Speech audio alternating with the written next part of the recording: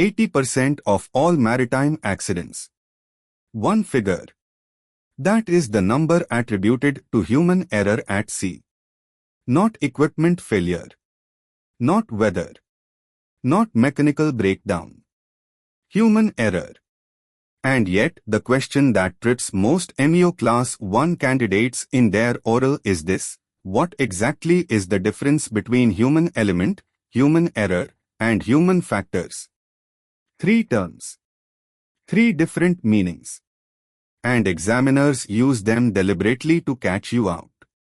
That is what this video covers completely. Let's start with the big picture. The human element is not a single regulation. It is a framework adopted across three international instruments: STCW 2010 Manila Amendments, the ISM Code under SOLAS, and IMO Assembly Resolution A.772/18, later updated by A.884/21. These three documents together define how shipping addresses the human contribution to accidents. The core philosophy is this: ships are operated by human beings. Human beings make errors. The system, the company, the ship, the procedures must be designed to reduce those errors and manage their consequences when they occur. Now, the three concepts. Learn these as three distinct definitions. The examiner will ask you to distinguish them. Human element is the broadest concept. It covers all human aspects that affect safety: physical, physiological, psychological, and organizational. It includes the person, the team, the company culture, the watchkeeping system, the fatigue policy. Everything human that touches maritime safety falls under human element. Human error is specific. It refers to individual unsafe acts or omissions, things a person did or failed to do that contributed to an incident. Pressing the wrong button. Misreading a gauge. Failing to report a defect. These are human errors. The key insight from STCW is that errors are largely predictable and preventable, which is why the system matters more than blaming individuals. Human factors, this sits between the two. Human factors covers the environmental and organizational conditions that influence human performance. Bridge design. Alarm overload. Fatigue from watch schedules. Communication failure between crew members. These are not individual errors, they are systemic conditions that make errors more likely.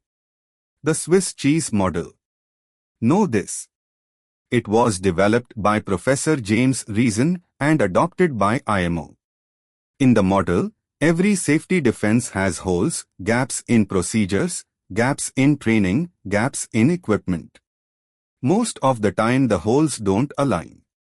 But when multiple defenses fail simultaneously, the holes line up and an accident occurs.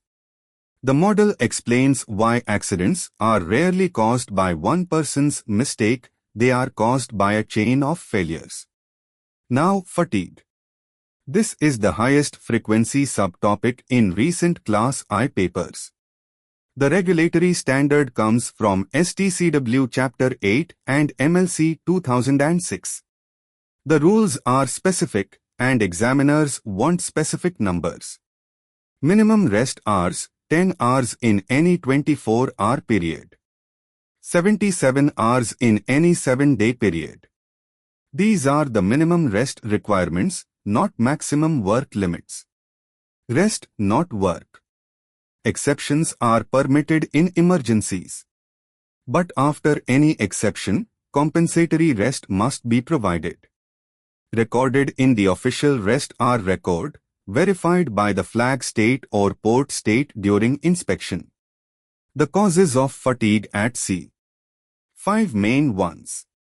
Irregular watch schedules, especially the 4-on-8 off pattern disrupting circadian rhythm. Port turnarounds, loading, unloading, and paperwork overnight with no rest. Reduced manning, one person covering duties designed for two. Noise and vibration, chronic exposure preventing quality sleep. Anxiety and stress, financial worries, contract uncertainty, fear of job loss. The ISM Code connection. STCW manages fatigue through rest hour rules. The ISM Code addresses human error through the Safety Management System, the SMS. The SMS requires documented procedures for every critical operation, near misreporting, internal audits, and management review. Under ISM, the company has ultimate responsibility for the safety culture on board. The designated person ashore, the DPA, is the link between ship and company.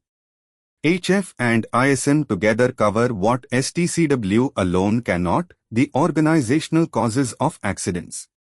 Active failures are the visible acts, an officer making a navigation error. Latent failures are the hidden conditions, a company policy that forces overtime, or a bridge design that creates confusion. ISM targets latent failures. For your exam answer, always structure it this way. Define the three concepts separately. Cite the correct conventions. Give the specific fatigue numbers. Mention the Swiss cheese model. Connect ISM to latent failures. End with the DPA and company responsibility. That is the human element topic, fully covered the way an MMD examiner expects. Sign up free at sailnetwork.com and access the complete 5-phase study widget for this topic, Mind Tree, Answer Blueprint, Examiner Drill, and flashcards, all free. The link is in the description. Subscribe for every MEO topic covered the same way. New video every week.